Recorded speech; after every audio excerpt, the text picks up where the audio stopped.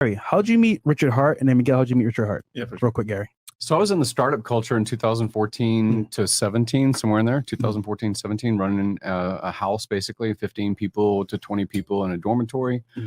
They came together to start a new box to talk to, like Alexa or Google boxes and such, or apps on your phone.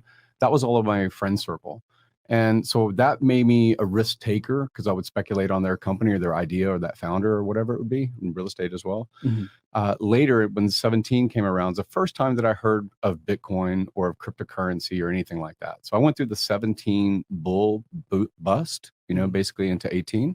And then one of my friends, a common friend with Richard, told me after that bust, I was like, fuck crypto. I'm never going to be in crypto again. This thing sucks or whatever. I made money, but then I lost it. Right. And they said that I should talk to Richard Hart, that his principles seemed like they had merit out of all of the 99% of crypto that seemed like it was just a promise coin and not going to go anywhere. Richard had the greatest potential. And that guy's worth 100 million or more at the time. He's worth a lot more now.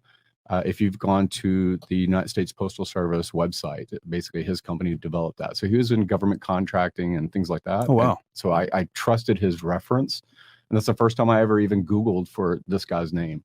So that was my introduction, was 2018 into 19. And you said you had retired earlier? Yeah, so I've had a long medical career. So earlier, so 17 until 22 years old, was 1st Reconnaissance Battalion, Camp Pendleton, California, deployed first Gulf War.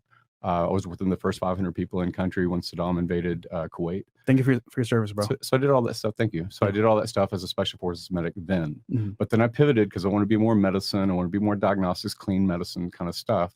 I got selected as one of 10 people out of the Navy for that particular year to go to all the specialty diagnostics for the heart, MRI, CT, echocardiography, cath lab, heart transplant, anything to do with heart diagnostics. That was my world for probably 20 years. So I worked all over the world as a contractor. But in my 40s, I'd been selling my time for high dollar wage and having a little bit of real estate, but really not becoming as successful as I thought I could be.